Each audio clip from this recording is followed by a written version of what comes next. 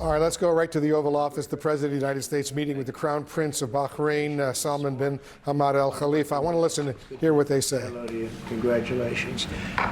We've had a tremendous relationship, I have personally, with Bahrain over the years, and has been a fantastic ally. And anything they needed, we helped them, and anything we needed, they helped us. And we're going to be talking about a lot of different things, including the most perfect military maneuver that anybody's seen probably in 50 years, which took place a few weeks ago in Iran, knocked out their entire potential nuclear capacity. And it was obliterated. You know, I used that term. They said, well, maybe that's too much. I said, no, it turned out it was more than obliterated. They can't go back. And we're just really going to talk about some things, including trade. We're going to be discussing trade. We do a lot of trading with Bahrain. And we're going to have lunch after this, but we'll take some questions. At first, I'd like to ask the Crown Prince to say a couple of words. And he also has a father who's living and well and doing fantastically, as I understand it. He is. And somebody who's respected all over the Middle East and all over the world. And thank you very much for being here. Thank you, Mr. President. Thank you, one and all. It is indeed a great honor to be here on this fine morning to put into action the relationship that exists between our two countries. We will be discussing security issues, we'll be discussing trade and investment, which is very important. We're very happy to be announcing $17 billion worth of deals that are coming to the United States. And this is real. This isn't... it's real money. These aren't fake deals. These are real deals. They don't have to borrow the money. We don't have to borrow it. It's coming in. And it only builds upon a legacy that we're very proud of. We have had a relationship in the civil side between our two countries since 1893 and formally since 1948. So may it long continue, and we look forward to many, many more years of productive partnership. Thank you, Mr. President. We will have you that. honor us. We will have that indeed. We'll have many good years, and I'd say right now is your top year, and we appreciate the investment. It's a great. We left, as you know, Saudi Arabia. We were just there in Saudi Arabia, and Qatar was so great. Leaders great. We had UAE, and we had a couple of other visits, but all great places, and we left with $5.1 trillion of investment, and they all want to be investing in the United States. Yes. We have, I think we have over $16 trillion of investment coming in, which is a record, and we're only a little bit into the year. And let's say the first 2 months, I sort of took it easy because we had to fix up the Oval Office. I had to devote my time to fixing it up, but now we had to fix up our country. So we have, I think everyone is saying we have the hottest country now anywhere in the world. We were dead a year ago. We are a dead country. And now we have the hottest country anywhere in the world. And it's a great honor to have you here. Thank you, Mr. President. Any questions? Any comments on the developments in Syria at the moment? Well, I can comment. I think I'll ask Marco to say a few words on Syria. Yeah, it's complicated, obviously. These are historic, long-time rivalries between different groups in the southwest of Syria, Bedouins, the Druze community, and it led to an unfortunate situation and a misunderstanding, it looks like, between the Israeli side and the Syrian side. So we've been engaged with them all morning long and all night long with both sides, and we think we're on our way towards a real de-escalation and then hopefully get back on track in helping Syria build a country and arriving at a situation there in the Middle East is far more stable. So in the next few hours, we hope to see some real progress to end what you've been seeing over the last couple hours. Mr. President, Jerome Powell, do you have plans, or if you're back considering firing Jerome Powell, and what's your justification if you're thinking about this to do this? Too late. He's always been too late, hence his nickname, Too Late. He should have cut interest rates a long time ago. Europe has cut them 10 times in the short period of time, and we cut them none. The only time he cut them was just before the election to try and help Kamala or Biden, whoever the hell it was, because nobody really knew. Obviously, that didn't work, but he tried to cut them for the Democrats, Kamala. And how did that work out? You'll tell me. It didn't work out too well, did it?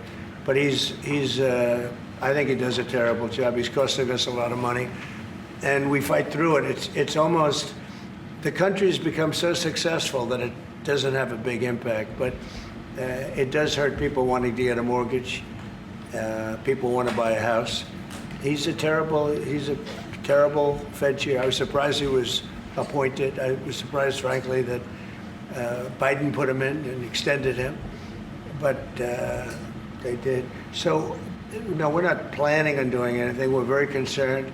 He's doing a little renovation for $2.5 billion of the Fed, building a renovation, and they have a close to $900 million cost overrun, and it's a shame. But the biggest cost overrun is the cost overrun for interest rates, because we should be paying 3 points lower, and we would save $1 trillion a year in interest if that were the case. And all it is the stroke of a pen.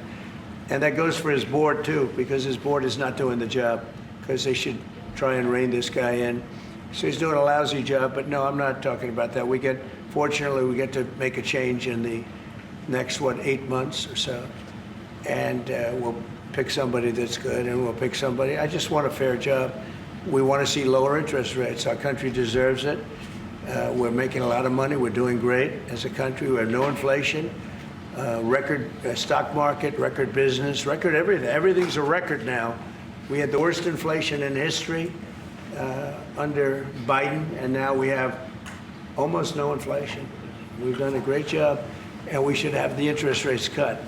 So you're saying here today that Scott Bessent, you're so happy with him at Treasury that he's not your top option to replace Jerome Powell whenever that may be, whenever you decide what you want to do with him. Scott's doing a very good job. I'm very happy with Scott. Is Kevin Hassett on the top of your list? Kevin's somebody would consider. Kevin is fantastic, too. We have a lot of good people for that job. It's not a tough job, to be honest. Assuming you're smart, it's not a tough job. If you're a dummy, then I guess it's a tough job. But it might be one of the easiest jobs I've ever seen. And now on top of it, he's building a close to $3 billion little nest egg for himself. He's not doing the right job. We should be saving $1 trillion a year in interest. When he talks about cost, we should be saving. Think of it, $1 trillion a year. Add that with the tariffs and everything else. But he just doesn't want. He's a knucklehead. But we'll see how that. We'll see how he's listening to this. That's a strange conversation. But we like to say it like it is.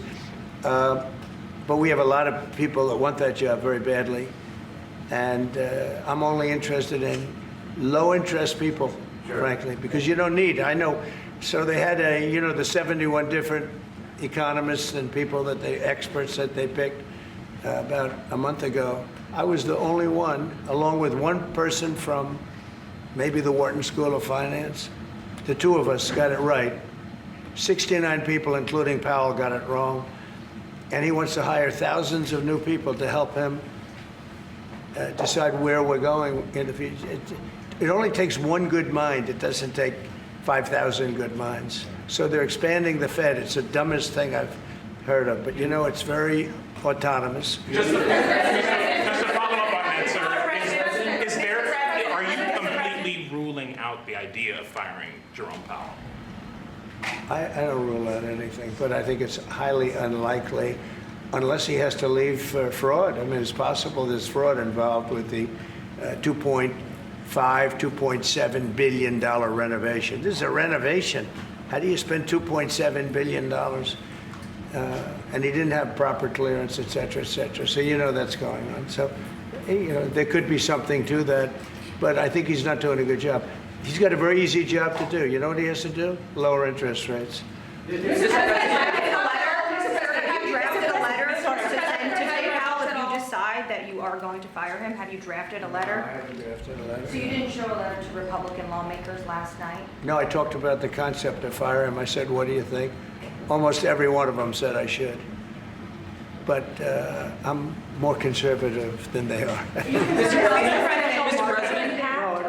We talked about it. In fact, we had 11 of the 12 people here yesterday, for a very big bill having to do with crypto, et cetera, and other things. And all of the votes are going with us, every single vote.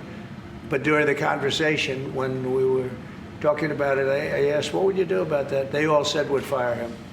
Mr. President. Mr. President. Thank you for taking the question, sir. You were in Pennsylvania yesterday. You unveiled $92 billion worth of investments. One of those jumped out, though, $15 billion in Homer City to build the largest natural gas power plant ever.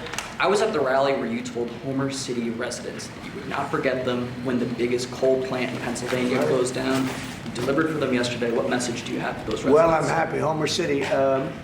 I was there, and I said, I'm going to produce something, I don't know what, because they had shut down this massive coal plant, one of the biggest in the country. And it was just purchased by the gentleman that you met yesterday, a very substantial man. I don't know if he's maybe not as substantial as you, I'm not sure. But he's pretty substantial. You know who I'm talking about.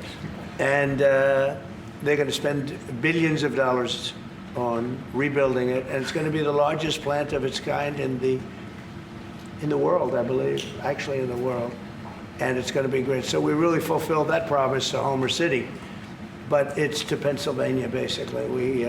I won Pennsylvania, and very conclusively won Pennsylvania. So I owe them a big debt of gratitude. But thank you for bringing that up. We raised 92. It's actually going over 100. So it'll be over $100 billion to be invested in Pennsylvania. It's Pennsylvania Energy Project. So we had, everybody was there. Larry Fink was there.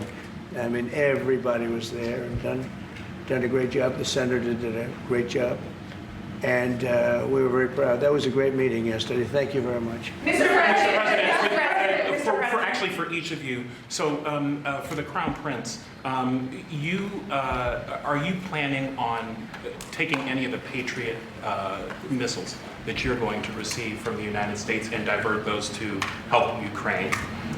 We have no current plans, as we have an operational requirement inside Bahrain to keep them there for the present time. At least. He's got plenty of them, too. And Mr. President, on the fentanyl bill, They're wonderful. They're wonderful pieces of kit. They work very well. American technology is the best. Yep. and on the fentanyl bill that you're That's signing. maybe the most important part of this.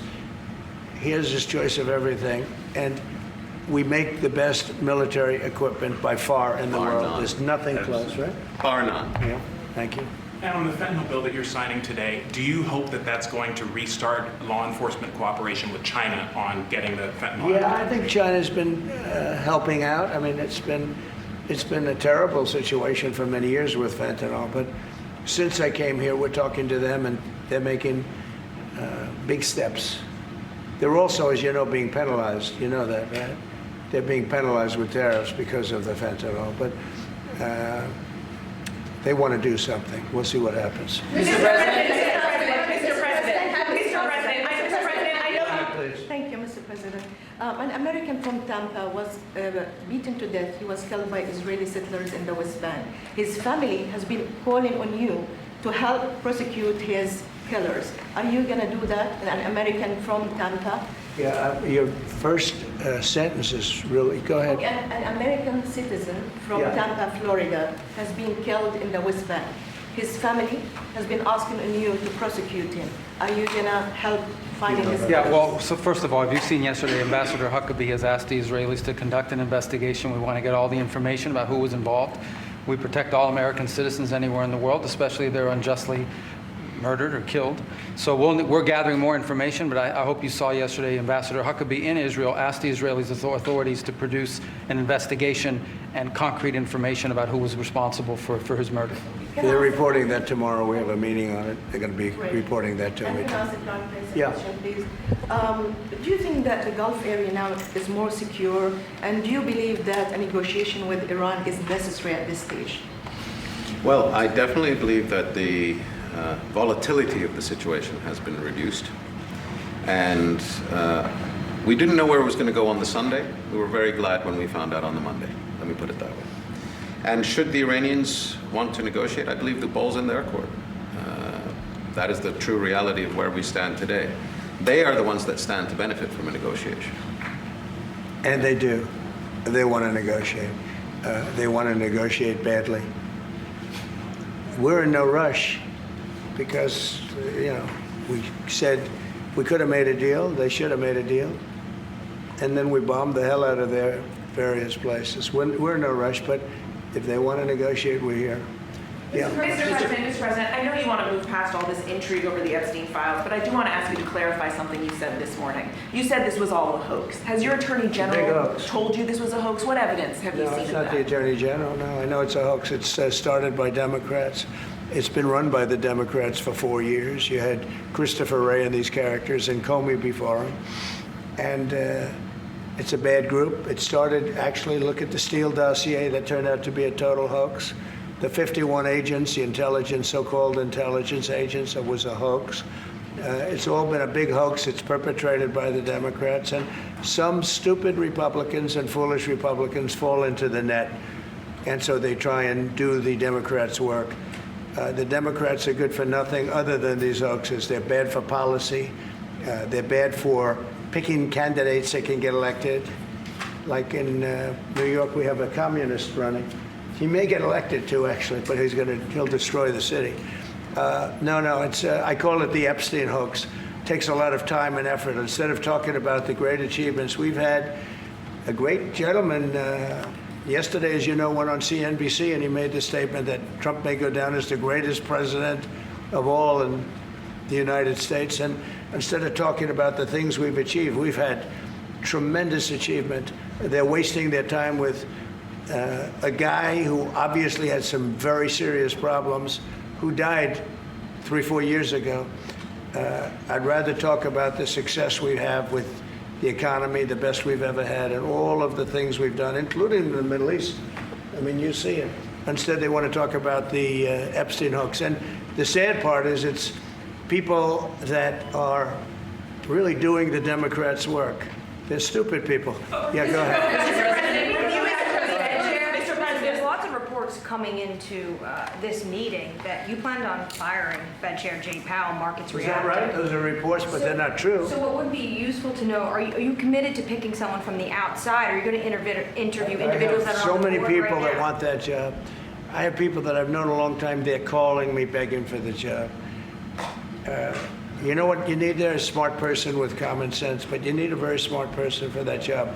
I think it's one of the easiest jobs in government. You show up once a month and you make a statement about where the economy's going, and we're going to raise or lower interest rates. It's probably the easiest job I've ever seen. That's why I'm trying to figure, why does he want to expand and add more people? He's going to add more economists to tell him what to do. But the economists, I was right. All the economists were wrong. They admitted it. They admitted it this morning. Quiet. Go ahead. Mr. President, on Jerome Powell, you mentioned fraud in an earlier answer. Are you saying you want to investigate the Fed chair for fraud related to this renovation? Well, I think he's already under investigation. He spent far more money than he was supposed to on rebuilding. I didn't see him as being the kind of guy that would want to have parks, rooftop parks and everything else on top of buildings, but who wants to spend that money for the Fed? The Fed is supposed to sit there and say where interest rates are going and a couple of other very easy things to do. And he spent $2.5 billion. I think he's got some problems. Thank you, sir. You also reported a monthly surplus in the month of June, $27 billion. $25 billion. A ton of money. With these new tariff rates coming into effect on August 1st, we're going to be bringing in even more tariff revenue specifically. How much revenue do you think we can consistently bring in from these tariffs, and how big of a game changer is this, not only for the economy, but also fiscal responsibility? Well, we're going to be bringing in, already we've brought in over $100 billion. We'll be bringing in hundreds of billions of dollars. And the tariffs really haven't kicked in that much other than automobiles and steel. August 1st is a big day. August 1st is when very substantial money comes into our country. We've made deals with a lot of great places, but we had one yesterday, that was announced. We have another one coming up, maybe with India. I don't know. We're in negotiation. When I send out a letter, that's a deal. In other words, that's a deal. They don't want to ever say that. Oh, how many deals have you made? The best deal we can make is to send out a letter. And the letter says that you'll pay 30%, 35%, 25%, 20%, in one case 50%, Brazil. And because what they're doing to their former president is disgraceful. I know the former president. He fought like hell for the people of Brazil, that I can tell you. And I believe he's an honest man. I think what they're doing to him is terrible. So, yeah, we have some pretty good deals to announce, but every time we send out a letter, that's the deal. The big one really is going to be on the 150 countries that we're really not negotiating with, and they're smaller. We don't do much business with them. Because you have a lot of countries, you have over 200 countries, and a lot of people don't know this, but we'll have well over 150 countries that we're just going to send a notice of payment out, and the notice of payment is going to say what the tariff, and it's all going to be the same for everyone, for that group. They don't, they're not big countries, and they don't do that much business. It's not like the ones that we've agreed with, like China, like Japan, where we're negotiating with them, but I think probably we'll live by the letter with Japan. We're very close to a deal with India where they open it up. Indonesia yesterday was, it wasn't an open country, now it is. And they have tremendous copper, quality copper, and probably the most copper. And we made a deal with Indonesia. We pay no tariff, 0, and we have total access to trade. That's a phenomenal deal for our companies. And we've agreed with them, as you know, on 19%. They pay 19%. And it's a good deal for them, and it's a good deal for us in that case. But we have a number of them coming up. But overall, we're doing well, and we're taking in a lot of money, a lot of money. We have the number one, we have the most oil of any country in the world, even more than them, which is hard to believe. But we have a little larger piece of land, right? We do, sir. But So. we're number one in the world in oil, and we're drilling, and today it hit $64 a barrel, which is great. And that'll help stop wars, actually. If you want to know the truth, it's going to help stop wars. And we hope to get it down a little bit more. But we have oil down to $2, $2.25, $2.50 in numerous states. We hit one at $1.98 a gallon. And that's a great thing. That's one of the reasons that inflation's in check. When you can do that, you stop the inflation. What Biden did is he ended our policies, went to his policies. He doesn't have a policy. Some lunatic around the desk had a policy. Whoever operated the auto pen had a policy, which is, by the way, I think the biggest scandal. That's the scandal they should be talking about, not Jeffrey Epstein. The scandal you should be talking about is the auto pen, because I think it's the biggest scandal, one of them in American history. So the economy is doing really well, and people are seeing it. Yeah. Will you ask Attorney General Pam Bondi to release more documents to finally put this controversy to bed? Yeah, whatever's credible, she can release. If a document is credible, if a document's there that is credible, she can release. I think it's good. But it's just really, it's just a subject. He's dead. He's gone, and all it is the Republicans. Certain Republicans got duped by the Democrats, and they're following a Democrat playbook. And no different than Russia, and all the other hoaxes. They're started by the Democrats, and some Republicans, in this case I was surprised, but they got duped. But have you talked about it with her the last witness? President, first of all, your high-ranking officials, whether it's been your FBI director or Pam Bondi, they have made some inconsistent statements in the past. You've had. Well, I don't know. I can't speak about him, but I can say that Pam Bondi, I really think that she's done very good. She says, I gave you all the credible information. And if she finds any more credible information, she'll give that too. What more can she do than that? I mean, honestly, what more can she do? And we do have bigger problems. We have problems with millions of illegal people that came in here, and they're killers and murderers. We have 11,888 murderers that were allowed into our country by Biden, sleepy Joe Biden, stupid Joe Biden.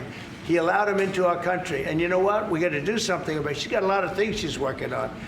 And, it's very sad that somebody can be waylaid, that just get waylaid. But I think she's doing a great job, President. In your Truth Social this morning, you mentioned past supporters when you were talking about the Epstein issue.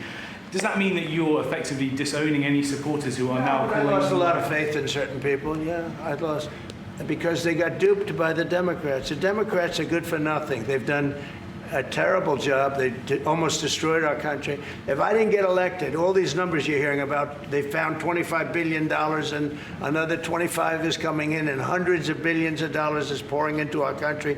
And we just got the biggest tax cut in history. We just got the biggest regulation cuts in history. There'll be no tax on tips. There'll be no tax on Social Security. There'll be no tax on overtime. There'll be no tax on so many other things. You're allowed to deduct your interest from a car payment. That's never happened before. You borrow interest, you borrow money to buy a car if the car is made in America. And by the way, factories are being built all over America, car factories, AI factories, but you get a deduction on your interest. Nobody ever thought of that before, it never happened before. And, you know, these are the things that they should be talking about. The Big Beautiful Bill is one of the greatest pieces of legislation ever in this country, and the Democrats have nothing to combat it. So they say, oh, it's death, death. Oh, that's good. And then they give it to the fake news, which is you and a few others, and the fake news talks about the bill is death. The bill is actually life. The bill is life, and it saves our country. This bill is incredible. Look at the results already. So we have $16 trillion being invested in our country. And this great gentleman and his family just came in with another billions of dollars. And if he didn't like the country, if he didn't like where we were going, he's very smart. He'd come, maybe he wouldn't even come. I think maybe he wouldn't even come. You'd save your time. But, you know, it's one of those things. But if he didn't like where this country was, he wouldn't be investing billions of dollars in this country. But think of it, $16 trillion, more than has ever been even contemplated before. And we haven't even started yet. So that's what I want to talk about. I want to talk about the success. And the Democrats have nothing to show for what they do. They almost destroyed. They allowed 25 million people to come into our country, gang members, jailbirds, from all over the world, not South America, from all over the world. They allowed them to come into our country from mental institutions, insane asylums, just walk right through. They couldn't come into your country. They couldn't come into any country in the world except our country. And they came in from the worst places, gang members, drug dealers. They all came in. Turn it off, please. They all came in, and I'm doing something about it. We have it under check right now. We got rid of a lot of the murderers already. Some of them we put in our prisons because they're so bad we don't want to take a chance in putting them in a foreign prison, have them come back. But we've done a great job. Our country's in great shape. We literally have the hottest country anywhere in the world right now. And it's true what the king said, what a lot of people said. We were a dead country. 1 year ago, we were a dead country. We were laughed at all over the world. We had Afghanistan with that horrible embarrassment, most embarrassing moment in the history of our country. Look what happened with Russia and Ukraine. That should have never happened. Look what happened with Israel. That would have never happened. Hamas had no money. Iran had no money. There was no money to do an attack like that. All these things that happened that wouldn't have happened if you had good leadership. And that's what you should be talking about. Thank you very much, everybody.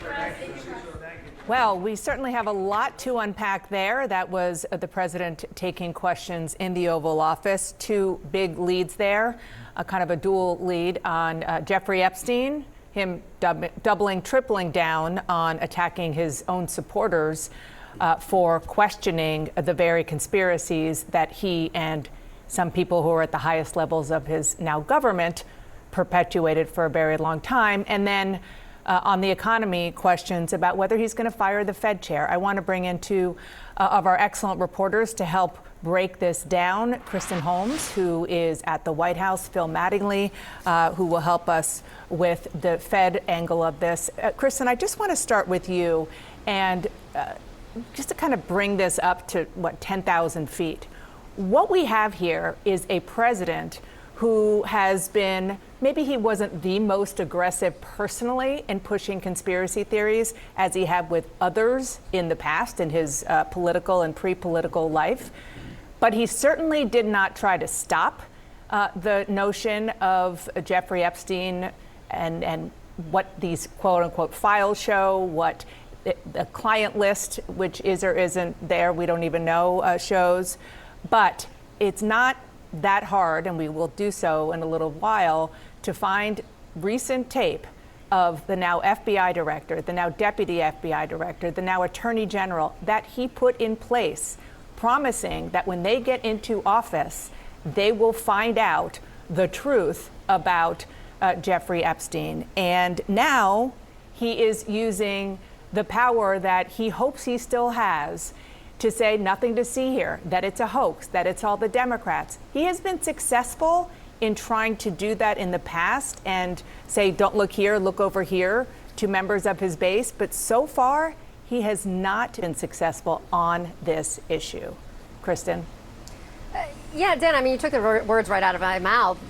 Just because President Trump himself wasn't the biggest proponent or perpetuator of these Epstein conspiracy theories, he did put 3 of the most vocal people who had said that they wanted to release this list into top jobs within his administration, of course, being Attorney General Pam Bondi, FBI Deputy Director Dan Bongino, and FBI Director Kash Patel. Now you see him completely backing away from this and also really doing it with a slap in the face to some of his most ardent supporters, people who had been waiting for the release of this list.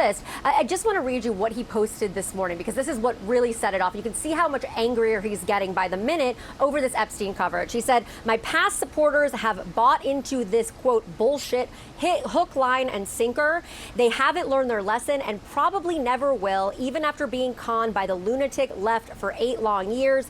Let these weaklings continue forward and do the Democrats' work. Don't even think about talking of our incredible and unprecedented success, because I don't want their support anymore. Thank you for your attention to this matter.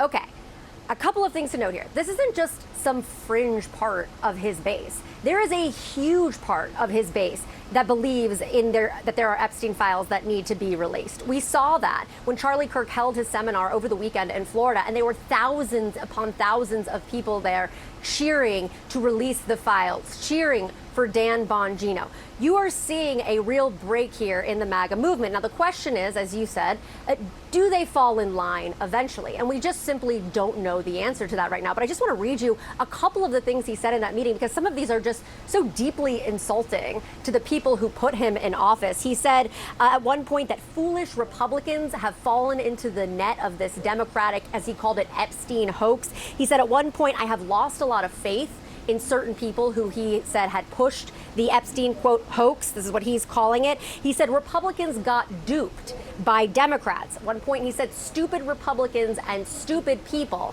are focused on this. He also noted that if there was anything credible left to release, that the Attorney General should release it, and he kind of documents, and he praised Pam Bondi's handling of all of this. But if you listen to those words there, and you go back and you watch the tape of who exactly it was who was helping propel this messaging around Epstein, those are the people who got him elected, Dana. Those are the people who were out there every day on their podcasts, on various different shows, reaching out to parts of the country that were usually untapped for voters. Yep. Those are those people. And they reached those people, and they got them out to the polls, and they had an unprecedented win with certain voting blocks. And now you hear President Trump saying that these are stupid people who were duped, and that is clearly not going to sit well, despite where this ends, because obviously we can't, again, predict where this goes. But that is not the message that these people who helped him get elected want to hear. He's telling off his own supporters, just to put it bluntly. That is what he is doing.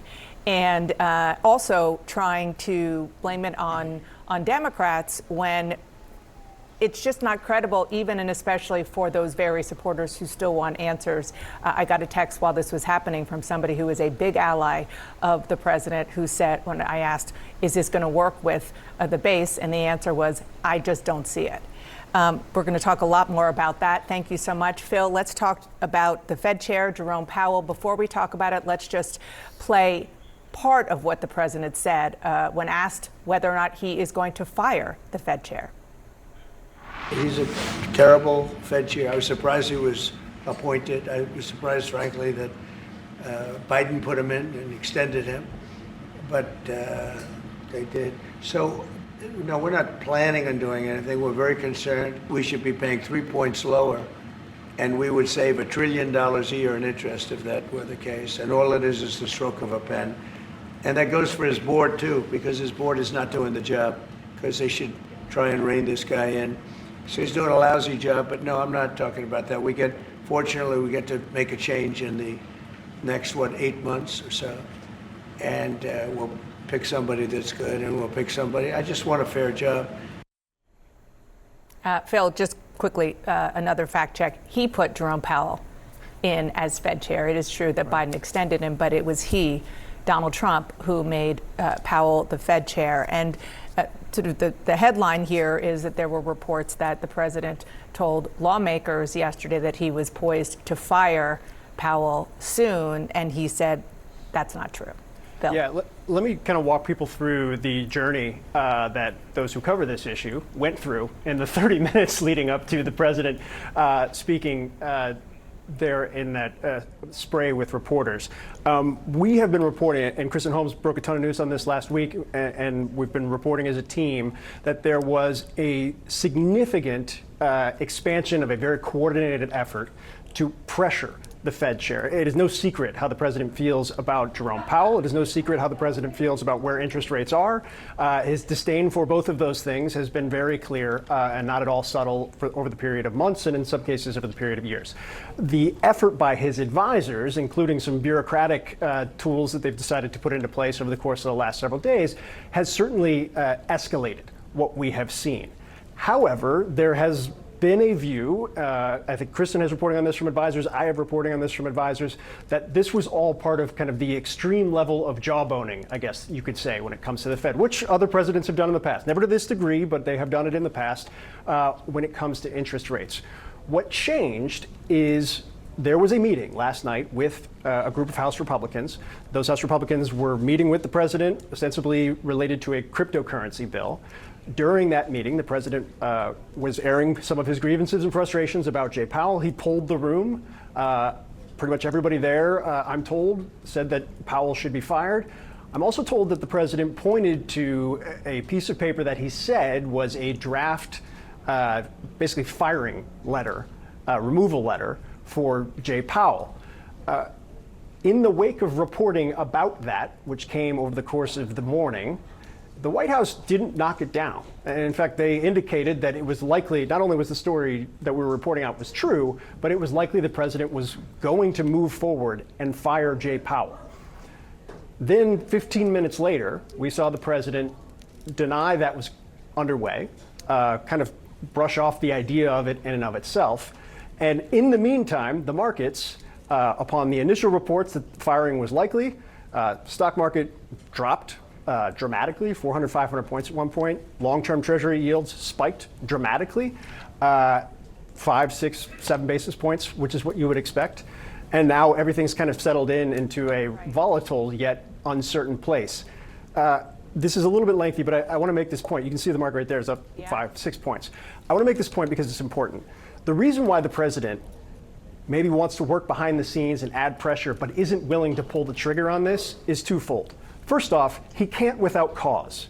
It's not within his authority. Now, there's some dispute over that within the administration. It is pretty clear that without cause, he can't do it. What his team has put together is potentially a pathway to find cause. It relates to a renovation that they've really seized on over the course of the last couple weeks. That is probably tenuous at best, but the reason why the president doesn't act on this, even if he believes he has cause, is because of that short-term market reaction you saw when it became a real thing all of a sudden. The president wants rates to go down. If he fires the Federal Reserve Chair, that would almost immediately lead to a significantly prolonged legal fight. As the president noted, this is not an individual decision when it comes to interest rates. He is on a board of the Federal Open Market Committee, of which there are voters, more than just him, where a majority decides the pathway forward on rates. None of those individuals were pushing for a rate cut in the last meeting. Maybe a few will this time. If Powell gets bounced and markets go haywire and Treasury yields skyrocket, you are less likely to get an interest rate cut, not just in July, but also in September, and then moving forward, regardless of who the chair is. So there's a reason why there's a reluctance to do this on a legal basis, on a market basis, but there is clearly an effort to keep this bubbling in the hopes that the pressure will have an impact. I love, first of all, yes, yes, and yes to all of those reporting nuggets and analyses. But I love that you told the timeline of all of us before the show started scrambling to try to figure out if he really was going to fire Powell, and the fact that we were watching the markets go down, and by the time the cameras got into the Oval Office, he knew the markets were going down, I am sure. And then he said, oh, no, I'm not going to fire him, knowing how the markets react to what he says. Yeah, you have the like the wee as you're like riding a roller coaster. It kind of pops Yeah. into your head a little bit there. Yeah, a lot. If only we were at an amusement park right now, Phil Mattingly. Thank you so much. Appreciate it. And we have a lot more on what President Trump said across the board, especially about these really stunning, I don't know if I would call them threats, but really tough language for the people who put him in office. Stay with us.